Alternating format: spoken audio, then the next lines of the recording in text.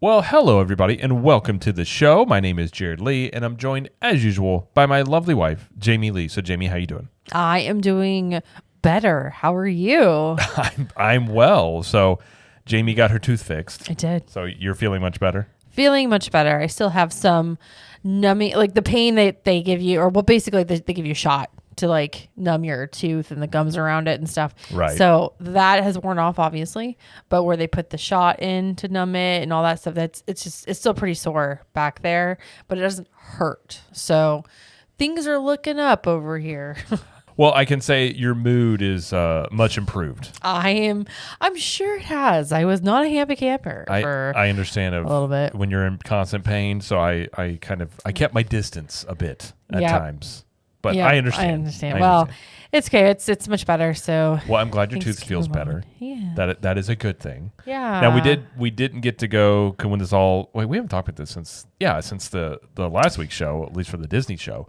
We were going to go to Halloween Horror Nights. We were going to go check out Food and Wine Festival, and the dentist couldn't get Jamie in until Thursday afternoon, which is when we were supposed to be in Orlando. So we didn't get to do Halloween Horror Nights or Food and Wine. Yeah. So we'll do that at a upcoming another time. But we'll do it soon. We'll get it. I don't think you'd have been much fun probably at either one of those things with a bad tooth walking around. No way. Absolutely not. I was just pumping, I prefer Motrin or whatever it is, and just trying to get through the day. And it was unfortunate because it was so painful at one part, like it was waking me up at night. Yeah, that's the and part. Like that's the worst part too. And I was like, oh, so I'd have to take medication in the middle of the night, and then sometimes with certain like painkillers you have to eat with it, or you get like a stomach ache. And I'm like, so I had to get up at like 3 o'clock in the morning and like have a banana. I was like, this is so annoying. So none of that though. I slept like a baby last night, so well, it's great. I'm glad to hear it, as I'm you. sure everybody else is as well. Thank you. But yeah, so well, by the way, I don't know if you guys can hear it. So it's raining. It's been raining here a lot. So at night, we had to record at night because Jamie's parents are out of town. So lately, we've been recording in the afternoon. So if you hear a tree frog in the background, I don't know if you're able to pick it up or not. We can hear it. If you hear it, I do apologize. I can't get the thing to shut up. So I mean, he's out there every night on that tree, just croaking up a storm. It's like the minute it gets dark, it starts in. So I don't think it comes through the microphone. If so, just consider it like a nature calming sound along with the show, a background noise, if you will. Yeah, because I mean, we can hear it. That's what I'm saying. Really I can hear it. here. It's actually hard to kind of concentrate because I can hear it, but I don't. It's just a little buddy. I don't think it's coming through the mics though, because I don't hear it like through my headphones. I just hear it sort of like what I can hear around the headphones. But I was thinking that cartoon frog. Hello, my baby. Hello, my darling. You know the dancing frog. I all the time think Hello, about dancing frogs as well. You didn't get that. I got it. You understand what I mean? Yeah, I know what you're talking about. Yeah. Okay. I just didn't think about it. I know. You wouldn't. I don't know why you think it's fine. Anyways, well, we're not going to just talk about tree frogs and toothaches. We do have some news to talk about, including some changes to basically rope dropping at Magic Kingdom is going to change. And there's a rumor about a new Lightning Lane offering that could be coming that I think is probably true. And then we're going to kind of tie in our poll time with our discussion today, which is things that we would add to Disney World. So what do we want to see more of? Yeah, so that is what I guess it's a better way to put it. What do we want to see more of at when it comes to Disney World? So that's what we're going to talk about today. But before we do that, just remind everybody, if you're looking for some great shirts, it is now fall and it's Halloween time. I guess now it is technically. It is Halloween time. It's Halloween time. We have a whole bunch of new Halloween releases and old Halloween releases that you can check out. So you can go to ctmapparelco.com and you can see all of the shirts there. I think there's 3 new ones and we brought back a bunch of the old ones. So I think altogether there's like 8 in the Halloween collection. I'm actually wearing one of the Dr. Facilier one. Yeah. Right now. So if you're watching on video, you can see it. That is a favorite that we brought back. And then we have the Hocus Pocus shirt themed one. We've got Jack Skellington. Yeah, some Sleepy Hollow. There's all sorts of Halloween stuff you can check out there. Plus, just regular theme park shirts as well. Yeah, just go to ctmapparelco.com, use the promo code Halloween, and you'll get 15% off of your first order. And again, all the shirts we make that we design in-house, we print in-house, we ship from in-house. So it's all done by us. so we can make sure the quality is good and you get the best deal possible. And if you have any issues with your order, you can always just let us know, message us, and we will take care of it. But that is what, we make them all in-house here, ship them out to you and everything like that. So it's kind of a unique process. We don't have some faceless corporation out there printing shirts and sending them all over the place. So we'll at least have some quality control that way. So again, if you want to check out the brand new Halloween releases and all that, go to ctmapparelco.com and use the promo code Halloween to get 15% off of your first order. So, all right, well, let's get into the news. So the first one we have is very sad. James Earl Jones, of course, voice of Mufasa, voice of Darth Vader, has passed away at the age of 93. Yeah, kind of sad, but I mean, 93. It's a good life. That's a long life there. It's a good life. And it's so funny because people are talking about like, oh my gosh, Mufasa, Darth Vader. I'm like, I first saw him in Sandlot. He was the baseball player guy who happened to be blind, and he lived in the house behind the field. Yeah. I remember him from that, and I remember him from Field of Dreams. I was going to ask you what your favorite role of his was. Mine personally, well, I really liked him in Conan the Barbarian. He was really good in Conan. Yeah, but probably Field of Dreams. I was going to say, because so good in Field of Dreams. Field of Dreams is just such a great movie. And the thing is, he obviously had the voice, but he was a great actor. Yeah. And so, it's just, he had been retired for some time. He hadn't been doing Darth Vader for quite some time. Actually, what people don't know is they were using an AI voiced thing for Darth Vader when he was coming up in some of the shows on Disney Plus. It wasn't him doing it. I can understand that. I'm sure his voice is probably not the same. I'm sure it wasn't as he aged. He probably just didn't do it anymore. Maybe. But, yeah. I don't know, but that's pretty legendary. Voice of Mufasa. Simba, remember who you are. It's like he's right here. Right? Yes. Obviously he had a great voice, and it's hard to mimic that voice. Yeah. It's got very, very deep. Oh, I forget he was in The Hunt for Red October as well. Yeah, he was Admiral something. It's been a long. I need to watch that movie again. It's been a long time since he's in all the Jack Ryan movies. So Hunt for Red October, Clear Present Danger, Patriot Games. He was in all of those. Yeah, he was a lot of supporting roles, but obviously he's best known for Darth Vader and Mufasa. I think are the main ones there. But so sad. But again, 93 is a good life. And it's a good life.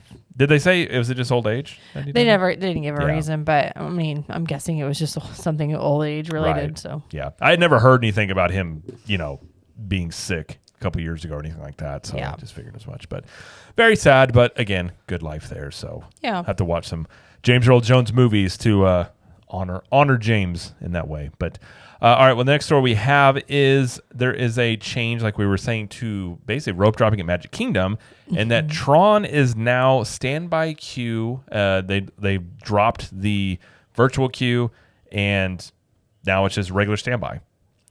Yeah, we got regular standby, and we've got single pass lightning lane are now the options for Tron. And so it started on Monday, was the first day they started doing this standby queue.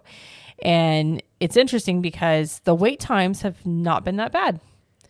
I was thinking, you never know, because it's been open for over a year. I think opened in April of 23, I believe. So it's been open for a while, and testing this new standby queue is kind of curious to see how the crowds would be, how the wait times would be, and how other rides would be affected. Yeah. So the average wait time on Monday was about 60 minutes, and that's the first day. So I feel like that's a good number. That's not a for a brand, or I'd say brand new. It's what the newest ride in Magic Kingdom. That's not a terrible amount of time to wait. Granted, the crowds aren't really heavy right now either. Right. But the other thing that's interesting is that other rides, like Seven Dwarfs Mine Train, saw lower waits because I think it was pulling people from Seven Dwarfs to Tron now.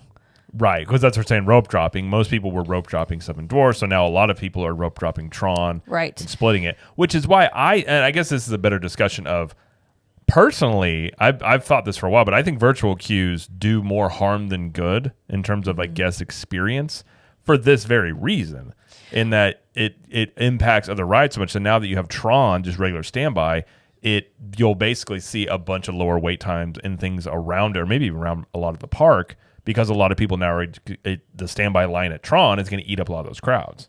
That is true. Now, something to remember, though, is that Tron is not open for early entry. Right. It's not. So it's just the beginning of the day, like when regular park guests can go in. Yeah. So that's interesting. I'm not sure why. But I mean, like, why would they? I don't know. They're just waiting on that? Unless it's something to do with ride testing in the mornings or something like that. Maybe. I don't know. But okay. yeah, Okay. I mean, we've talked about at length, and we'll have another topic here to talk about this very thing about, like, Disney Vacation requiring you to be on your phone so much. And I think virtual queues are one of those things, like they changed Genie Plus where you didn't have to buy it first thing in the morning. You could buy it ahead of time, which helps with that. But I think the other thing, too, is having the virtual queue. There's, it's better than it used to be in terms of, you remember this, to have virtual queue for Rise of the Resistance. You had to go into the park to be able to try to get on it. I remember. And then you would see people in the park either being like, yes, or, oh, and people just leaving en masse. So that is a worse way to start your day, which getting up first thing in the morning to try and get a boarding group to ride a ride you want to ride. And if you don't get it, then your only other shot would be like 1 o'clock drop. So I think most people, and I'm speaking for myself and most people I've talked to, would much rather just take their chances on a longer line to wait in line for it. I know I would. I would much rather be like, you know what?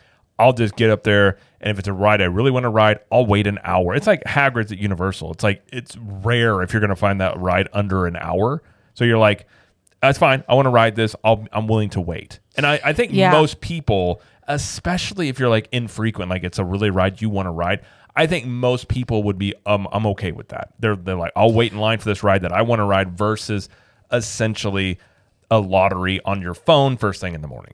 Well, what's interesting, a couple of factors here that is something to think about. With a virtual queue, with Tron especially, you would be called for your boarding group and still have to wait. Right. Like 45 minutes or however long it was. I mean, sometimes it's like an hour.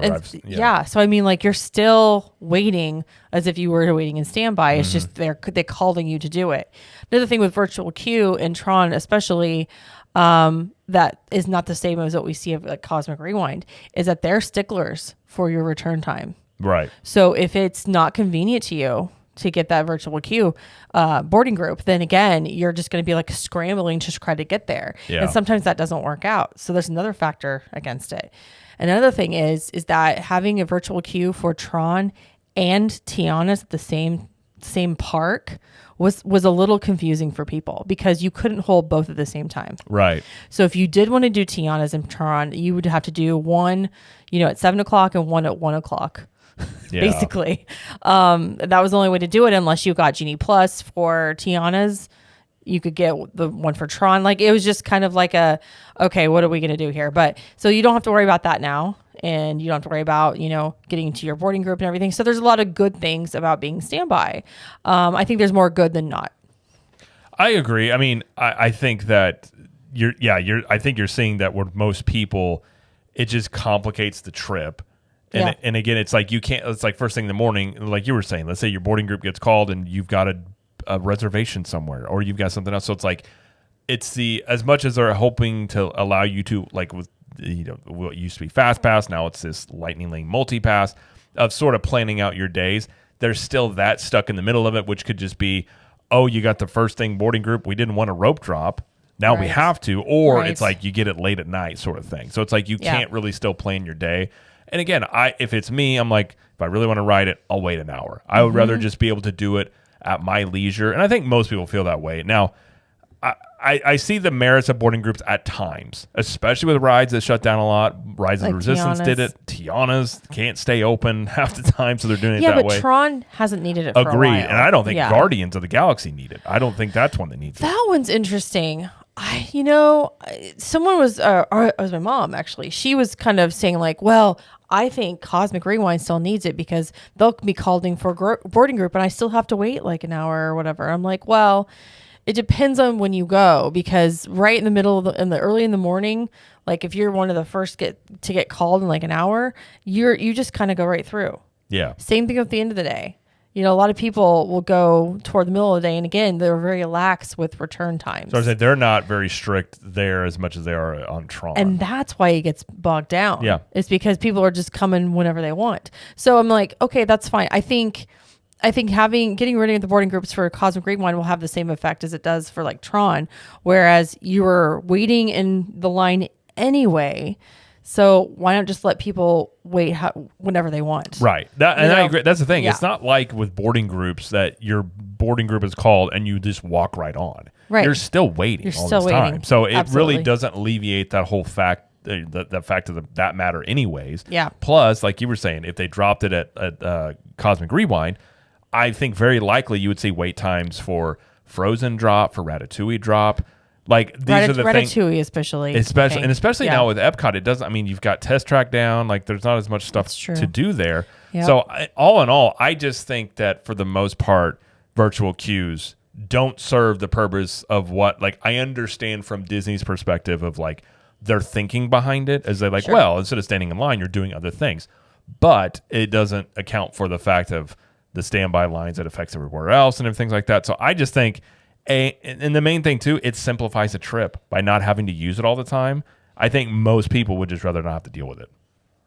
Yep. Because there's nothing worse than waking up first thing in the morning and just being either like you're just disappointed you didn't get to, you know what I mean? Well, like right off the bat. Ruins my day. Yeah, and it's like in your best bet again, it puts all this pressure on like a 1 o'clock drop and just, I don't know. I've never been a fan of it, but hopefully we'll see it kind of become less and less frequently used, but we'll have to wait and see on that. Yes. But all right, next story we have is an interesting one, and this one came up, is that Google Maps, which the My Disney Experience app uses Google Maps, and I think this is why it's in there, but Google Maps has a function in it to be able to locate Disney transportation, like buses, monorail, things like that. Which we didn't know this. This is from an article from disservations.com, and it said one of their readers had found this out.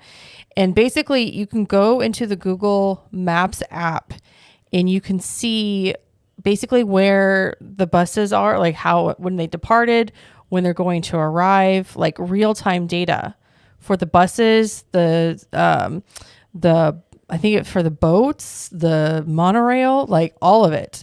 And I'm like, whoa. I mean, that's good information to have. It's great information to have. There's a little more information in the article, so I'm gonna put it in the show notes for you guys, showing you how to exactly do it. But according to the guy that tested it out, it's very accurate. And this is just something that we didn't know. I don't know if this is something other people know, but we're just gonna pass this information along. Yeah, I had heard a lot about it. Now it makes me think that eventually this will be coming into the MDE app, because if it's already utilized inside Google in the Google Maps app.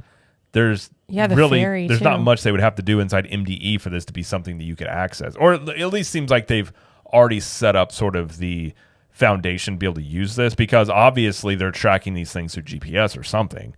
Like they're allowing Google Maps to be able to track these somehow, and it's just not by a person watching it. So they have the utility into it set up. So I think this is probably a feature you're going to see pretty soon. But I mean, that is very useful to be. I mean, there's really nothing worse than.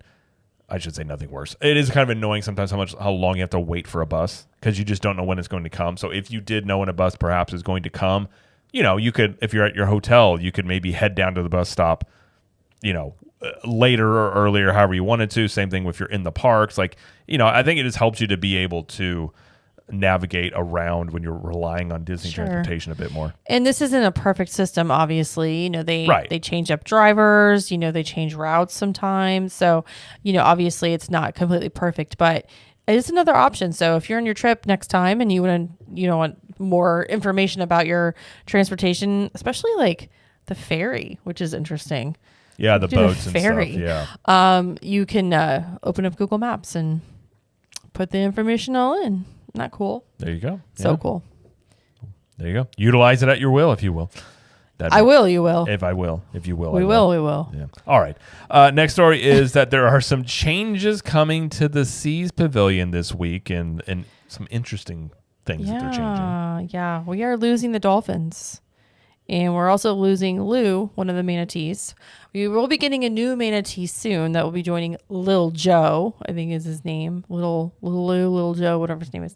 But Dive Quest and Dolphins in Depth tours will be going on until October. Dive Quest will return in 2025, but Dolphins in Depth will not. Did they say why they're getting rid of dolphins? It has something to do with the organizations that like monitor the animals and like what's best for them, basically. So it's just, they're just kind of changing it up. But apparently the dolphins are no more. So if you want to see the dolphins, I think Lou is left already, but I think the dolphins are still here until October. I like the dolphins. I mean, dolphins are unique, very unique animals. Very.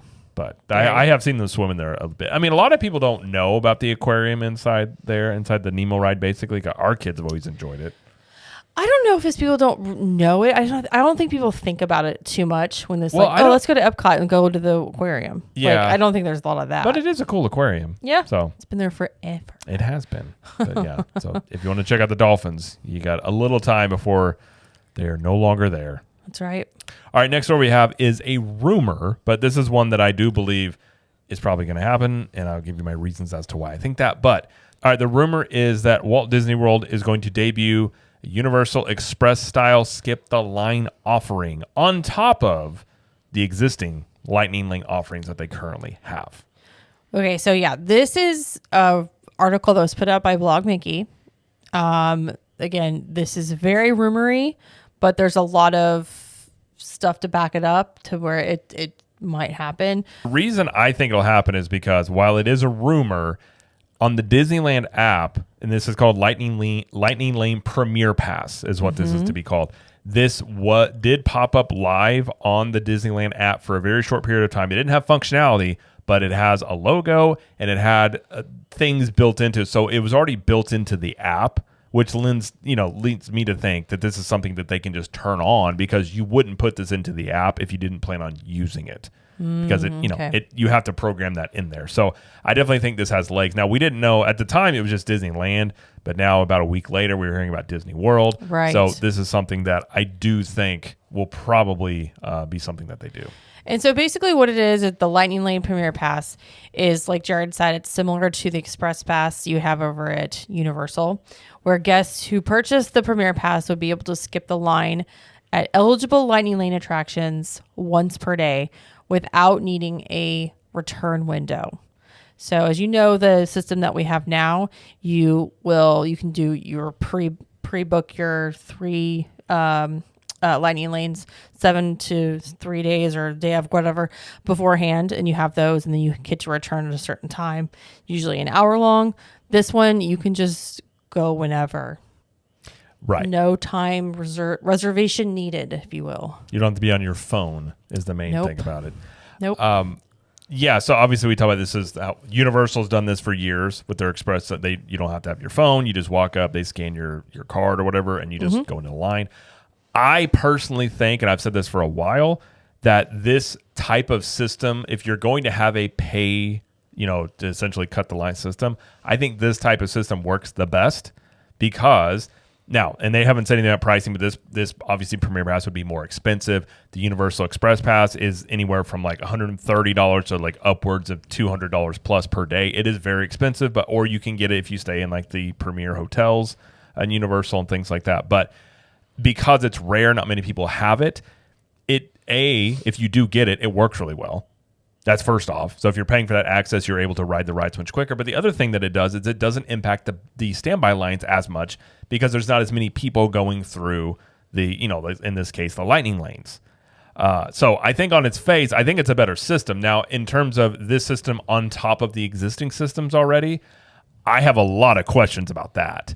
About how that's going to work, how many are they going to sell? Like, are they going to change the amount of multi-passes that they sell? How does it affect the standby line?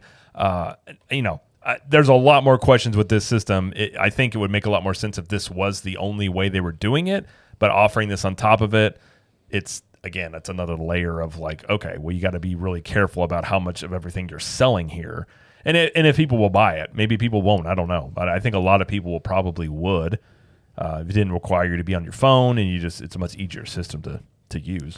Yeah, there's really not much more information besides that that they wouldn't be unlimited. There wouldn't be an unlimited option, according to the rumor, which, it's fine. That makes sense. So I think the once per day is pretty much the highest level of skip the line pass that you're going to have at Disney, because the next one's going to be VIP tours. And even Right. VIP tours, they even have some limitations on rides of how many times you can do it. Yeah, you can't just do it continuously over and over again. Right. Yeah. So, I mean, I don't think they would have a limited option for a skip the line pass. So, yeah, what you were saying about the multi-pass, the single pass, and now this premier pass, how that's going to work with availability. They're going to have to really limit how many they sell of the premier pass because it's going to be such a headache for these poor cast members that are dealing with like guest relation questions about their pass and why this is working. Well, I thought I bought this, and it's going to be a lot of questions as to how this all rolls out when it does. But I think it's a good thing. I think there's a lot of people that would definitely buy this. Now, price wise, you had mentioned how much did you mention? The Universal I mentioned ones? Universal's pricing. I could What see did this you say it was? Well, Universal's anywhere from like 130, 160 a day upwards over $200 per day. Depends on how busy it is. We're looking at $350 at the high end for a Universal Express Pass, no doubt. For sure. So I am guessing that this is going to be at minimum. I'll say at minimum about $200 a person per day. I would not be shocked if it was I agree. 200. I mean, there's that. I mean, yeah, or if not more. I mean, it could be more. I'm just saying, like, I'm trying to think of like a decent price to just even roll it out, and I think 200 is it ish. Well, maybe 150. Again, there's a lot of questions in terms of does this work at all the parks, or do you buy this per park? Like, how do they go about doing this? Right. Now, I think they're going to do it for sure because I think they're looking for yet another revenue stream out of the parks. Because if you look at Disney, the parks make up the majority of the revenue now for the entire company. So this is yet another revenue stream they can try and tap. So you do have, now, again, if people want to pay it, I'm not against it if people are able to get it. My biggest question is, I just think this system, like Disney almost did this system before they did Genie Plus.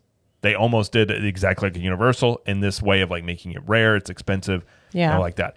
I just think when you're talking about paid cut the line systems, that this works the best. So I just don't know though. The thing that I just don't, is like, how's this work with the other stuff? And that's where it comes into of how much does this impact standby and all these other situations. So it's a very like, you got to thread that needle here with this, and knowing how Disney kind of does stuff, at least when they first do it. I imagine if, the rumor is that this will be this year that they do this, they're probably looking at the fourth quarter for Christmas and holidays, that this might be a little hectic when it's first rolled out, perhaps. Or maybe, I guess it depends on how many people buy it. I mean, they may roll it out and not as many people get it. I mean, it is possible. Well, since, we have been talking about this and Disney possibly doing something like this in the past, like for years, we've been just kind of like conjecture, like what, like, would they ever do it? Would they ever bring it? So it looks like it will probably happen. So given that, do you think they'll ever offer deluxe guests included with it? Because I don't think they will. See, and that's the thing. When I made a video talking about this on the YouTube channel, I think that this is the perfect opportunity. They should give it should be like Universal, where if you're staying at like the Polynesian, you should get it. Like I don't think they will, but I think they should add some perks to staying at, deluxe resorts for that matter. Or you get it at a discount or something like that. I think that's something they could do. Will they do it? Probably not. It'll be interesting if they do it. How well does this go over? It could be something where, Disney has introduced things in the past that haven't gone over very well, and it just sort of goes away. I don't know if you remember the tents that they had in Tomorrowland. Do you remember that? The cabanas that you could rent out? Oh my gosh. I do remember those. Those were interesting. And it was like exorbitant pricing for these things, and it lasted, I don't even know if it lasted a month. No, it didn't last really short. Very long, and then they acted like they never have done it, and they'd never spoken of it again. So they, this is something they could roll out, and it doesn't go over well, or people complain, or it just makes everything. It could impact the lines and everything so badly they just go, never mind, we're not doing this. Because again, if you're going to do this on top of everything else, I have a lot of questions about that.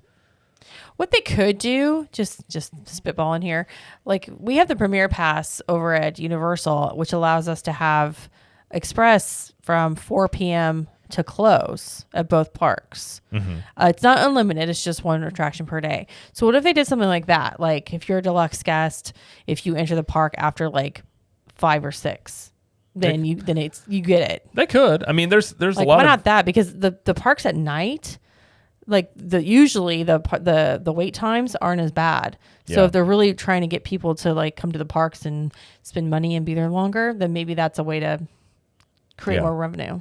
It's possible. I mean, I'd also theorize if they do this system, you know, if they really want to win people back over, you could maybe, instead of having multi-pass, you bring back fast pass, make it included in your trip, but you also sell this deluxe version, this premier pass version. So it's like you got your fast pass included. Maybe it just is those three rides you get to plan ahead of time. Maybe you don't get to add them the day of, and then you always have the option of having this premier pass out there. I feel like on some level it would suffice some people, make them happy, and having this premier option out there. But I don't know. It just seems like a lot of what do they call it? A lot of things to juggle in the air about something like this. But it does seem like it's going to happen. I think it's got a lot of legs. Yeah. So yeah. I mean, like, since we go too often, I don't know if we would ever buy it for ourselves. I mean, we've never purchased it from Universal. No. So I don't think we'd ever buy this for ourselves, but I think it's a great option for those that are willing to pay the money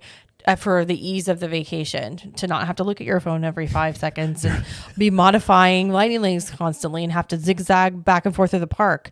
Like, to actually just go into the line queues, just walk right on, or have a minimal wait for whatever ride you want, whenever you want. Sounds pretty great. It's almost like you have to pay. Sounds pretty great. They want you to pay for the privilege to not be tethered to your phone, which sounds kind of. It's like a wild. VIP tour, but no tour and no, guide. Right. Just one person. That's basically what it is. Yeah. So we'll wait and see about details. I mean, again, we're already in September. If this is in the article, it says they're looking at doing it this year. So you're probably looking at. I'm sure if they're going to do this, they would probably release it September, October. I don't imagine them introducing this in like November, right before Christmas. And who knows with them? I know. So, but yeah, that's a rumor out there. Strong possibility, but we'll have to wait and see any more info on that, or if it ends up happening and things like that. So, but that's it for the news. But we do have, like we talked about, a poll time, which will segue into our discussion. But Jamie does have a poll time. Poll time. It's poll time. Tell us what you think. Every opinion counts. Come on and link. We're discussing it all. We're taking a stance. Poll time's the segment. Let's give it a chance. I love how it's like poll time's the segment. This is what we're doing. Here is the segment. Very literal. Okay. All right. So for this week's poll time, which is, we'll, kind of go into a discussion between Jared and I, is we asked the question, what do you want to see more of at Walt Disney World? What do you want to see more of? So we're going to start with the lowest and we'll go to the highest percentage of what people chose. So 1% was gift shops and hotels. I only got 1% of the vote. I mean, there's a lot of gift shops and hotels in there. I know there already are, but here's the thing, and you mentioned this about what did you just mention about hotels that you would want to see? Well, I would say I'd like to see more non-DVC hotels. I think everything we've gotten in the past little bit has been just DVC everything. So I think it would be nice to have, honestly, value. I was going to say a value hotel that is not a exterior facing motel style, but like very much in the way of like Universal's dockside and surfside type of building. Yeah. Something like that I think would go over very well. Because again, you got to think most people stay at the values. I mean, is that true? Well, you have the most rooms at the I guess that's values. true. So Yeah. it's the cheaper option. So most people will stay there. So I think it would be something that more people would utilize. Yeah. And a well-themed value hotel that is not in the not like the rest of them, I think would be something good. I mean, that's great. Yeah. Gift shops. I mean, do we need more places to buy things? I don't know about that. Don't give them ideas. Don't give them ideas. 2% of the vote went to 4 different things: snack options, restaurants, and that was table and quick service, shows, and cast members. So snack options, I just put do we need more, Dole Whips and Mickey bars and places like snack stands. Do we need more of those? Or do we need more different variety of, like novelty kind of snacks? I feel like we do enough of that. I mean, I feel like they have plenty of that. Yeah. Restaurants, I mean, I think better quick service restaurants, I will say, especially Magic Kingdom quick service it's there. I'll just put it that way. I don't feel like there's a lot of try hard with it. Mm-hmm. So I feel like there could be improvements on there, more variety or more options, another place. I don't understand why they don't keep Tomorrowland Terrace open. I don't either. All year. Well, maybe they just don't want to staff it, which goes into my next one. Well, and you're talking about cast members. I do think that... Yeah. Well, I would say, yes, more cast members many times, but I would say also go back to the ways in which cast members used to be trained. I'll put it that way. I think there's where traditions training wasn't just right. And I say this from thing. knowledge. I've known people that have been hired recently, and Disney does not spend nearly as much time as they used to on traditions. Right. And I think that's something that I think is a mistake. I think the thing, like you're talking about the Disney difference, a lot of it was the cast members and the fact that they were able to create so much, want to call it like pixie dust or magic for people on trips. Right. I feel like a lot of the ability for cast members to do that has been either stripped away or they don't care to do it anymore. So I think that some of it comes down to hiring, but I think having the traditions and being of a certain standard, I think is something that they need to get back to. And I'm not knocking like all the cast members by any means, but I also think that it's pretty obvious if you've been going to Disney for any amount of time, you've seen a slip in terms of like, and we've heard from people on the show talking about not only how they interact with customers or guests, but it's like I many times have overheard cast members talking about things that they shouldn't be talking about openly, like in terms of like other guests and things like that. Yeah. And I feel like way too comfortable interacting with guests in a manner that I would expect from a retail store, like I walk into a Walmart maybe, and not something I'm expecting at like a world-class theme park sort of thing. So I think more stuff like that I think would be good in the long run, for just the overall vibe and brand of, Disney World. Yeah, like just protecting the brand because that's what it was built on was, good customer service, the Disney difference, right, if you will. Yeah. Shows. I don't know. We have a lot of shows at Hollywood Studios. We're covered there. You're gonna get more. And we're gonna get more because that's their plan for 2025 is competing with Epic Universe's shows and parades. I mean, personally, let's see, how many shows do they have at Magic Kingdom? I mean, if you don't count attractions, as far as like the animatronics, I mean, Hall of Presidents is a show, I guess. Carousel of Progress is a show, but again, it's just like on repeat. Like it's no live entertainers there. Right, you know what I mean? Like live entertainment shows. Okay, sure. I like those. Along with what I would say shows would be, I think Streetmosphere is something that was something people brought up a lot in the poll time. Like it needs to be. I think Streetmosphere is something that Hollywood Studios is a completely different park without it, and I think it's something that they just don't want to spend the money on. But I think it goes a long ways in like the guest experience, like really helping shape the vibe and feel of a park is a Streetmosphere in certain areas of it. So I think that's something they should definitely bring more back. Bring back more of is what I meant to say. Sure. I mean, they brought back all of the entertainers like in Africa. In Animal Kingdom, which is awesome. But still, Citizens of Hollywood, they're still gone. I know. I don't know if they'll ever come back. But I loved being like walking into the park and seeing them like interact with the guests and stuff. Yeah. Like it was just like, because it made it feel like more alive. Mm-hmm. Like, okay, this is like a place that like is a living, breathing thing. Not just a place I'm in. Yeah, it used to be like you were on a movie set. Kind of, and like they had that vibe of it for that reason.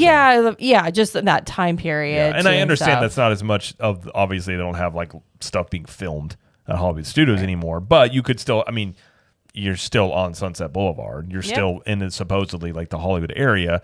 Like, there's nothing wrong with having that sort of like facade or that vibe and characters, feeding into that. Yeah, and they're so talented too. just the talent of these actors that come out are just great. But okay, so let's see, 5% of the vote went to character meet and greets. I don't know if we need more character meet and greets. There's quite a few character meet and greets. There are a lot.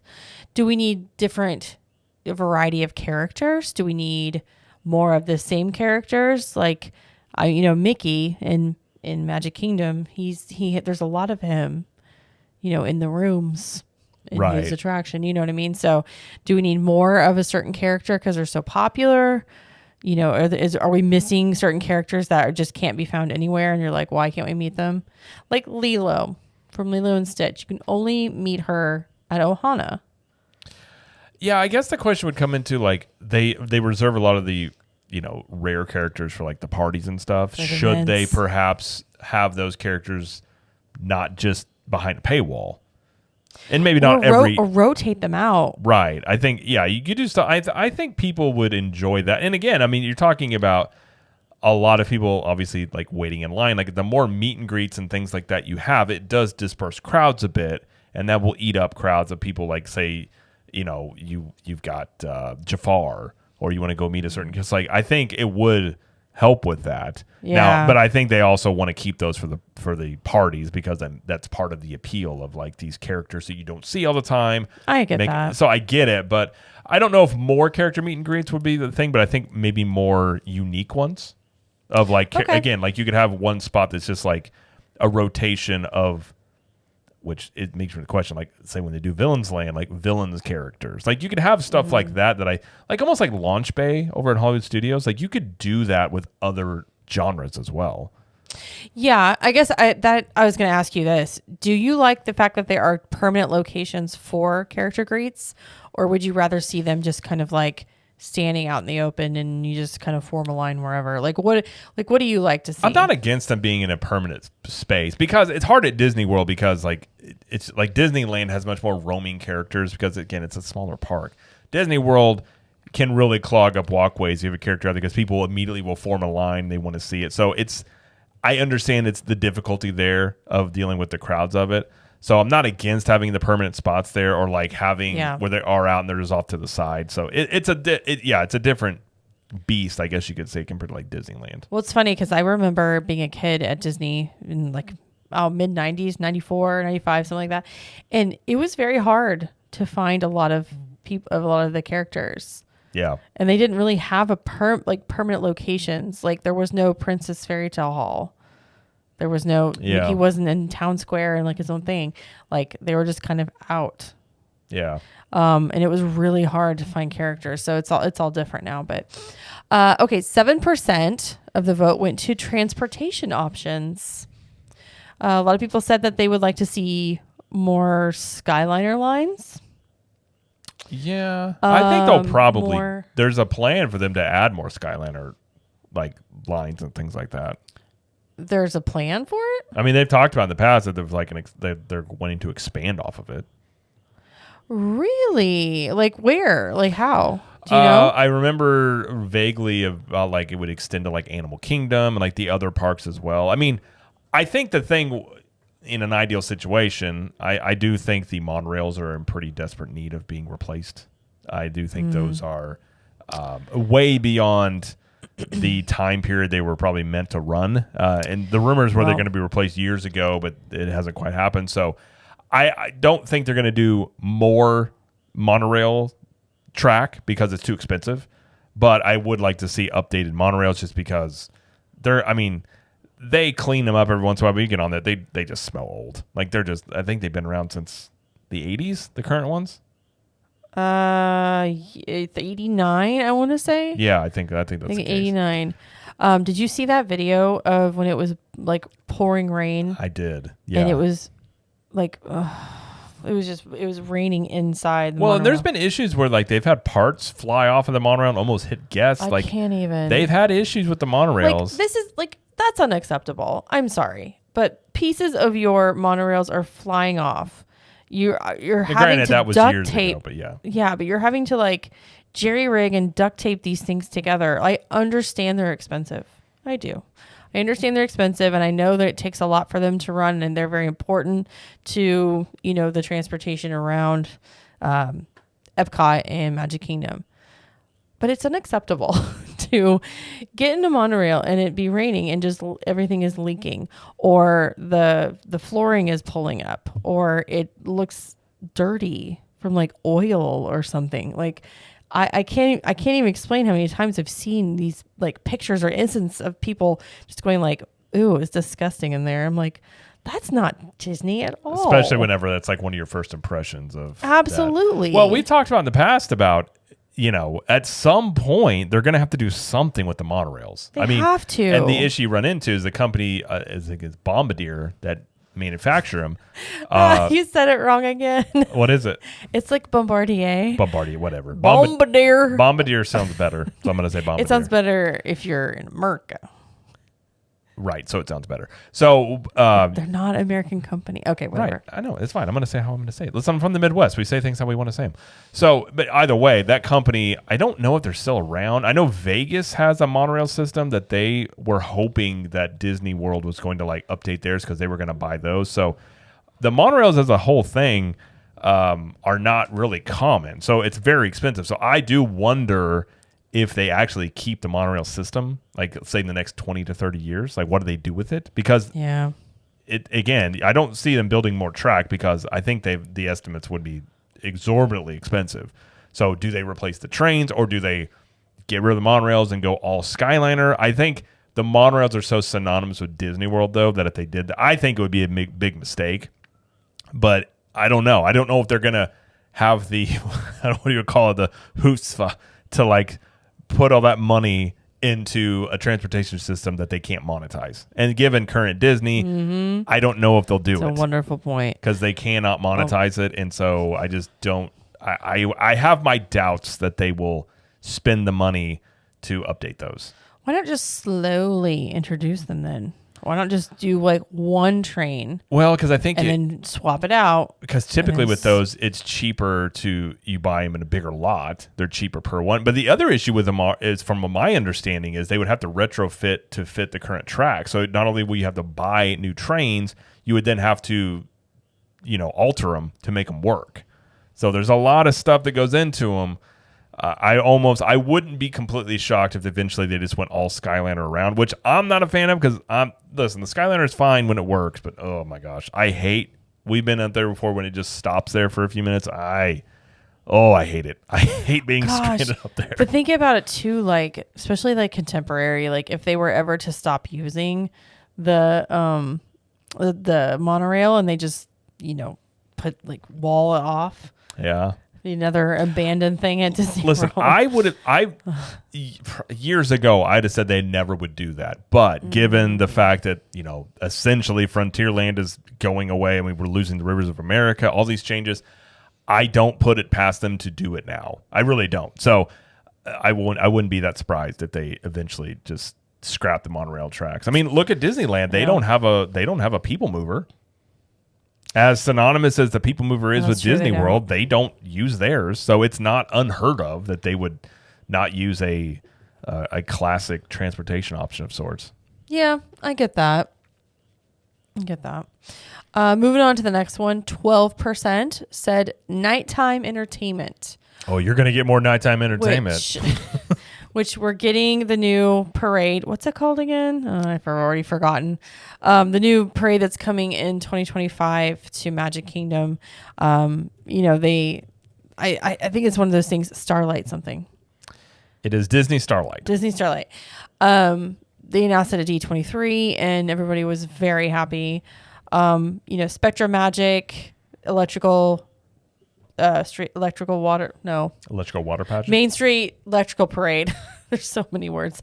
Those two were very popular, and Paint the Night. Is it Paint the Night parade over in Disneyland? And yeah, there's just a lot of night parades that people really like to see. And this will be a good thing.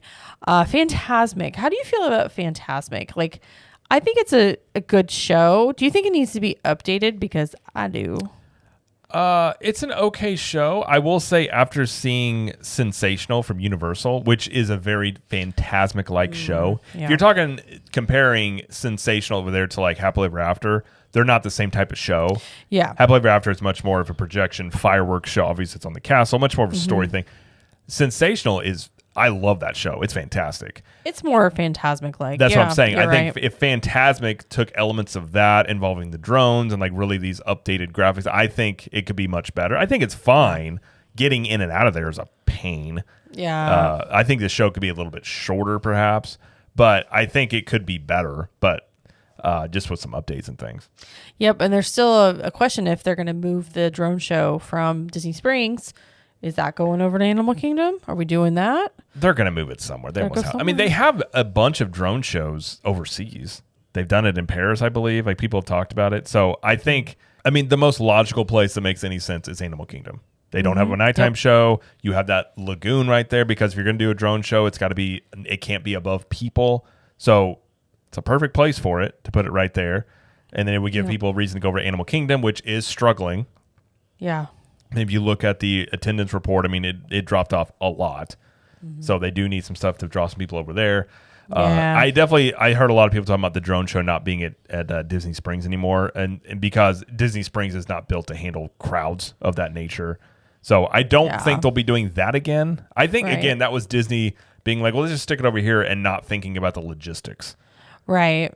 And then, like, I think so. And unfortunately, in those situations, the cast members are left dealing with all that. Right. And it just messes up the entire vibe there. So I don't think they'll be doing anything like that again at Disney Springs, but I think they could do more of those. I mean, I think nighttime entertainment is something that I'm not going to be surprised if we hear more of, especially going into 2025. Yeah. I mean, I'm all for it. Give me more.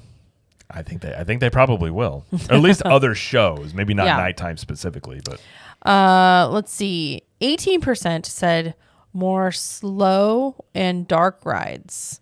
Thinking a la, like, slow boat rides like It's a Small World or Haunted Mansion, Peter Pan, like stuff like that. That is like everybody can ride. Yeah, I mean, the thing about that is I wonder at this point how much the audiences are conditioned. Like, if Disney came out today with just a slow, typical, like a traditional Disney dark ride, I feel like a lot of people would complain about it. Be like, this is boring. It's not exciting. Because look at what, some of the newer things, if it's not the most exciting thing in the world, like I think everybody thinks a new ride has to be just a top tier ride. It has to be this most amazing thing, which all rides don't need to be. So I'm not disagreeing with, I think more of those rides could be cool, but I do wonder if a brand new traditional dark, like a Little Mermaid type dark ride, were to be themed after something different, what the reception of that would be. Well, that's the last one they put in, right? Little Mermaid wasn't like until like 2013, 2014. I think so, yeah. Yeah, so it's been over 10ish years. Yeah. And even when they put that in, I was like, oh, okay. But it's fine. It's popular. People ride it. So it's not everything has to be, I guess, what you call an e-ticket. It doesn't have to, Sure. but the other thing too with Disney is they're looking at with the Lightning Lane systems is every ride is now monetized. Right. So they're probably not going to do a ride that they don't feel like they can monetize and make a bunch of money off of. So these slower dark rides, for the most part, they're probably not going to draw as much attention as, say, like, all these other more thrilling rides. So I don't see them doing that. I think, I'm not against more of them. I just don't see current day Disney doing it, because essentially what they've done with these paid, Lightning Lane systems and things like that is they've monetized the rides. And so there's incentive there to have rides that people want to pay single pass for and stuff like that. And most people aren't, you wouldn't do that for the Little Mermaid, and they know that. So, Right. They don't really probably going to do that. I would like a slow moving boat ride. Another one. Maybe Hollywood Studios, because every other park has one. Hollywood. It's a staple of Disney to do stuff like that. I'm not against. I think it would be a good thing. Again, it would be something that. Although people got to quit jumping in naked. When do they do that? There's a guy that. Oh, that was in Disney. Stripped. That was in California, though. Okay, that was but California. still, and started walking through the Small World. Yeah, I'm my pretty sure that guy gosh. visited. He was chasing the white rabbit, if you will. Ah, gotcha. Just always Gotcha. trying to catch that dragon. Well, Can't quite get it. Anyway, so yeah, that's was 18% for that one. 22% said roller coasters. Now I know you probably would not agree. You don't think they need more roller coasters, or you?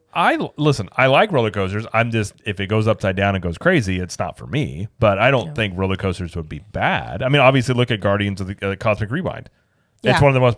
It's a great ride. It's one of the most popular rides on property. So therefore, I mean, obviously, people like roller coasters. Yeah, I love. Obviously, I love Guardians of the Galaxy. I love that ride. If they could do more rides like that, great. But yeah, I can't go upside down. So Rock and Roller Coaster is out for me. So yeah, one of those loops or whatever. But like a good, really well themed roller coaster that doesn't like have the roller coaster distract from the story, I'm good with. Yeah. You know what I mean? No. I would not want a Velocicoaster type ride at Disney. I don't That think belongs at Universal. Yeah, I know. You know what I mean? I think They can have those. I think if you're looking at a themed ride, I mean, it's hard to beat, and I think it's my favorite roller coaster is Hagrid's. It's Hagrid's. I think if they did their own thing of Hagrid's, a unique ride. Again, Hagrid's is a roller coaster, but you're on a motorcycle. It's very much story based. Yeah, it's a fantastic ride. If they had a Hagrid's in Disney, that would be so cool. Well, and like find something to base on it. Like I think that could be an idea. Something along those lines. I think would be very, very popular. Yeah. Just personally speaking. So I don't think more roller coasters is bad. I just don't think Disney's going to go the ultra thrilling Velocicoaster route, like you were saying, but more of a story coaster in the lines of Hagrid's, Cosmic Rewind.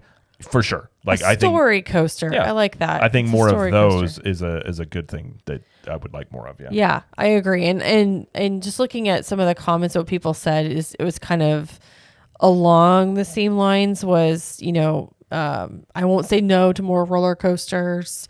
Someone said they did like Rock and Roller Coaster, but not everybody can do those. Yeah. Like Jamie. Someone said they need more real roller coasters. They only have like 2, in my opinion. They don't have to be massive, scary things, but a couple more like Everest would be great. So again, that's another take. So, if you want more roller coasters like that. But yeah, more roller coasters are always good. And speaking of Everest, I think more rides that are not based on IPs would be fantastic. Yeah. I don't think Disney will do that. But I don't either. I really would like to see it's like not every ride has to be its own original IP, but something that's just not based on an IP. In my opinion, especially talking about like Animal Kingdom, I think that park would lend itself to much more, not just stuffing IPs in there. But I mean, given ever since Iger's been in charge, like they are going to stuff IPs into theme parks, even when it doesn't make sense. They sure will. So they sure will. And the last one, so 24% said thrill rides, which was not roller coasters really, more like simulators, trackless ride systems like Remy's, Rise of the Resistance, Flight of Passage, even like Soarin', I guess you could put in there too, but like rides like that. Yeah. I feel like that's Disney's like sweet spot lately, is the new stuff that they come out with or put in the parks is that kind of stuff. When it's done well, yeah. You know what I mean? Like with Rise of the Resistance coming in, and then Remy's, and then Mickey and Minnie's Rock and Roller Coaster, they've really like tried to embrace that type of ride system. Yeah, I mean, I think the trackless ride system is unique. It's cool, and I think Rise of the Resistance is. I do love that ride, and I think if you did, it's such an ambitious ride. I don't see them doing it again because it's giving them a lot of fits. It's a great idea. I think you could take aspects of that and do another ride. But yeah, I think more roller coasters, more thrill rides would be something a lot of people would enjoy. And I'm sure maybe you look at like what they could do with Villains Land if and when they do that. What other things that they announced? I mean, I suppose you talk about Monsters Inc. Like that would be a roller coaster. It's a unique one there. Yeah. Villains. Who knows? They haven't given any details, and I would urge people as well. Like I've seen people do some videos about like deep diving into the Disney concept art. I'm like, that's a great exercise in my opinion, of wasting your time, because the concept art with Disney it can change so drastically. I don't think reading much into it is going to do much good. But I think they had the potential to do a lot of these cool things with these new lands that they announced. Obviously, we have no details about some of the stuff they're doing, but yeah, I mean, you could see more of that, and I think they should. Yeah. I mean, Guardians like ride in Yeah. Villains Land based off villain stuff. That would be great. Could be really cool. That would be really great. Something that you had mentioned, this goes along the lines of talking about rides, roller coasters, rail rides, all this stuff, is ride maintenance. Ah, yes. We need more of this. And no, I don't mean like fixing the roller coasters quicker when the ride goes down. I think you mean having them, maintained like they should be so they don't break down as often. Is that right? Listen, I know preventative maintenance is sexy. And I know a lot of people are like, Jared, you need to calm down. That is so And I know hot. you walk into a D23 and you're like, listen, guys, maintenance. we're going to up preventative maintenance. And we got Rick in the maintenance department is going to talk about this. And people will lose their minds. Lose their minds. Rick is a rock star. Get up and just standing ovation for Rick. Obviously. Bring it, guy. So I'm being a little, if you guys don't know, I'm very sarcastic here. So yes, I know Hopefully they can tell. preventative maintenance, people are like, this guy's really into this, is not a sexy topic, but it is a very important topic. And it is one that Disney does not do as well as they used to. That's true. And more rides go down all the time. And this is not a problem with Tiana. Tiana is a Imagineering issue that they knew had a problem and they handed it off to the maintenance crew. I think it's a collection of a few things, not just Imagineering, but I'll give you that. I'm gonna put it on Imagineering because they knew it was a problem before they opened it. That's a problem this is like you're working on a car that has an engine problem and you're just like, oh, it's fine, sell it anyways. Like, it's a problem. It should have been fixed before it was live. Okay, well, we don't have to talk about that. That's what I'm saying. So that's specifically. that's not the problem with maintenance. Maintenance is like you have, doing things to make sure the rides stay open. Because again, when a ride, and just think about like how much, and I know ride breakdowns do happen, but like they're so prevalent now. And like multiple rides constantly going down affects wait time. It affects the guest experience a lot. And it's something that, if you're going to look to cut budgets, you're going to be like, we'll cut it there because no one notices right off the bat until all of a sudden it becomes an issue. And I just think that's one of those things that, again, they used to do really well that they're not doing as well as they used to. Well, my Trip Tales that I recorded but lost the file to, so sorry about that. But I'll just let you know what we were talking about with Epcot. He mentioned, he was like, we went on Spaceship Earth and did our routine, stop in the middle of the ride. And I was like, what? And he was basically saying like anytime he's ever been on that ride, it stops at least once. Yeah. And in this case, it stopped like 3 times. And I was like, first of all, why is it stopping so much? And then 2, it's like, it's just frustrating. It like takes you out of the story. It takes you out of the situation and it's hard to get back into it because of those kind of issues.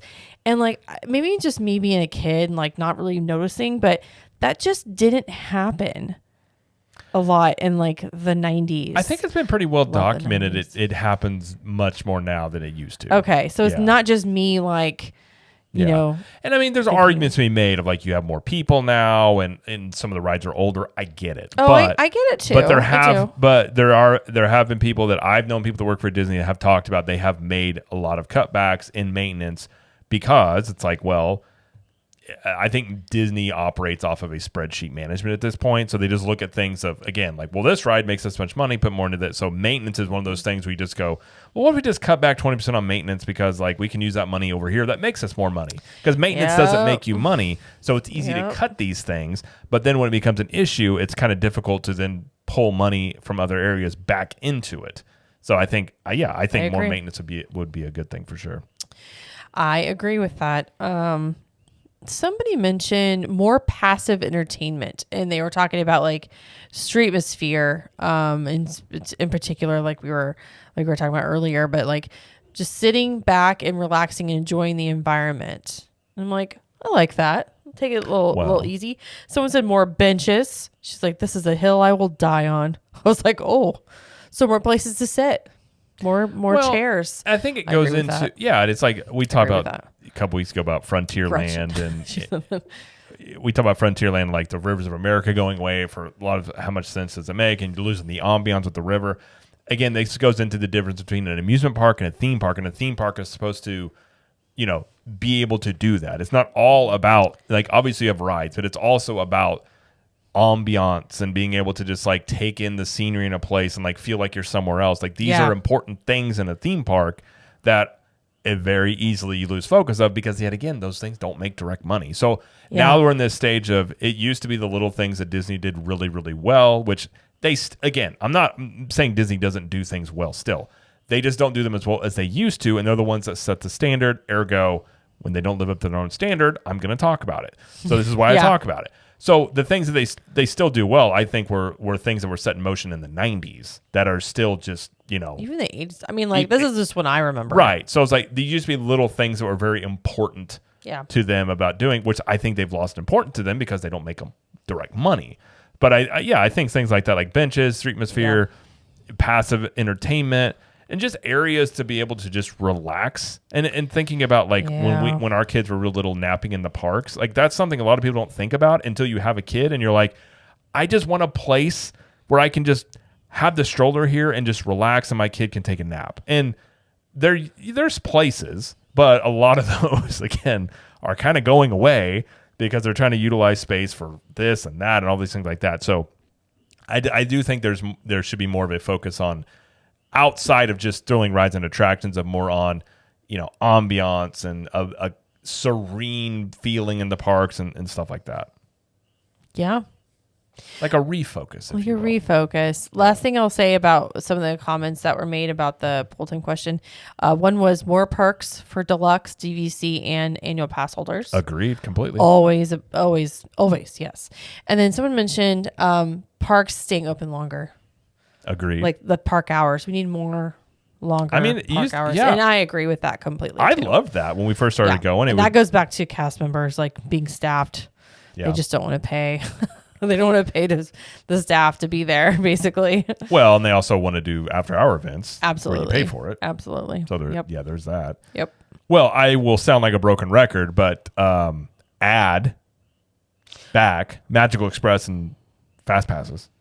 Again, I will say this forever. So more hotel guest perks. I think them taking away Magical Express and the Fast Passes is something that maybe they're just now starting to grasp about, like, maybe that wasn't, at least Magical Express. Now, I'm sure they like the extra revenue that they've made from Genie Plus and Lightning Lane. Although I think there's a pretty strong argument that at the end of the day, they're making just as much money as they were before, because I think people, for the most part, are going to spend what they're going to spend on a vacation. So a lot of people that are paying these upcharges for these Lightning Lanes and things aren't spending as much money as they normalize would maybe on food and merchandise and things. So I don't know if they're making more money than they would have in the past. I think it's just now something that is directly tied to the theme parks as much. Like, look, and they've made a ton of money off of it. I mean, almost $1 billion from the data leak that came out. Like, they've made a bunch of money off of it.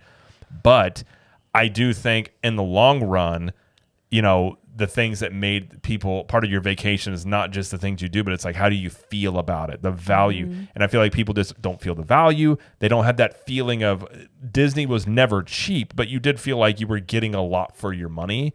And I feel like that sentiment is waned. And especially like Magical Express and like, your vacation started when you landed in the airport. Like, I remember how when we used to do that, that was a great feeling. You just go in there and you're like, I just go right in there, and it's like you're just there immediately. And you don't have to, like, you could sort of feel like it was like the Disney bubble without being, it's not real, but like you felt like you were already in it at the airport. Yeah. So I feel like things like that, I don't have any ill conception ideas that they're ever going to go back to Fast Passes being free. But I do feel like it would be something, if they did it, I think the fan base would be over the moon happy. Yeah. And I think that they would, again, I think they can make a lot more money in other areas, and not just directly monetizing that. But I don't see current management, we'll put it this way, of doing that. But I don't either. But that's it. That's all we're going to talk about, I think, with poll time. See, I like that because obviously I have I have my complaints, and I will openly state my complaints when I think they're valid and things like that. But I also like to say, what would you do to add and like fix things? I like to talk about that too. Like, I don't like to just talk about the negatives. It'd be like, these are good ideas you could do that will help the parks and stuff like that. Sure. If we didn't care about it, we wouldn't talk about it. You know what I mean? That gets lost on some people. Yeah. I don't know why, but yeah. It's true. And it's like I say, the only reason, like, again, Disney, essentially, Walt Disney created the theme park as we know it. So it's like the standard was set by the Disney Corporation. So if you're judging the standard and they're the ones that set it. So if they're not meeting it, it's like, well, okay, well, don't get mad at me. Like, I'm just pointing out things that you used to do really well. Like, I would like you to do them well again, but I see. Yeah. But all right. Well, thank you everybody for participating in the poll this week. It was a great discussion. I will have a new poll next week. Yeah.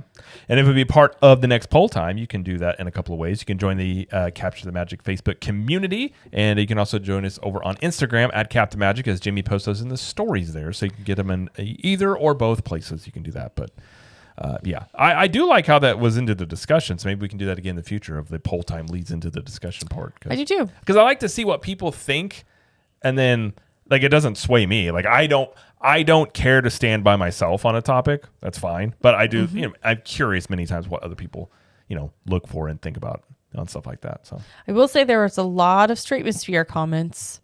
I think that's I think that was one that was like, oh, okay. I think the Disney crowd, I think a lot of them, it's the little things that they would like. You know, it's not these big, I mean, obviously people like attractions and rides and like new lands, but I think a lot of it is the small things. I just feel like on some level Disney they're look, I guess you could say from a baseball analogy, they're always looking to hit home runs, and sometimes hitting a single is just fine. Like a bunch of singles are going to get you a win as well. Nothing wrong with home runs, but I feel like, you know, some of these little things they could do aren't that expensive and would make people really happy. That's, you know, beyond just a brand new land or a brand new ride. Yeah. So, but all right, well, that's going to be it for the discussion and the show. Yeah. So that's all we have for today. But that's fine. Yeah.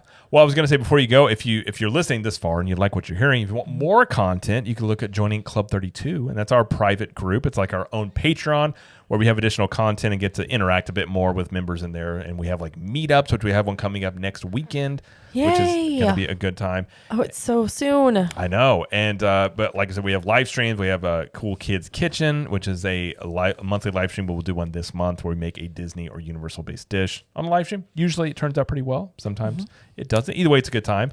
We have the Club 32 show every Tuesday. We hang out and chat with Club 32 members. We have the Clubhouse show starting up very soon where members become part of the show there. We a lot of times do live streams like in-room hotel tours and things like that. And when it makes sense in the parks, we'll do a live stream of some stuff we try out and stuff like that. Plus, we have a private Facebook group. You get 25% off of CTM apparel and 1901 Candle Company products, and own private Facebook or private podcast feed, all sorts of things. So if you want to go check it out, you can go to ctmvip.com. We have monthly or yearly options, and you can even do a free trial. And if you do a yearly, you get a free t-shirt. So either way, you get something for free. So either way, ctmvip.com. If you'd like to join, we would love to have you there. And of course, we have other shows on the network. If you want to check them out, we have the CTM Universal show where we talk about Universal Studios, and that is twice a month, roughly. We had one come out on Monday where we talked about the best times to go to Universal, and we also talked about the new Battle at the Ministry ride that's coming to Epic Universe. Some more details about that came out. Talked about that. And then Jamie has Trip Tales, which is her trip report show. And the next one there is coming out when? My next one is currently on her vacation, so we'll be recording it as soon as we can when she gets back. So either this Monday or the Monday after. Okay.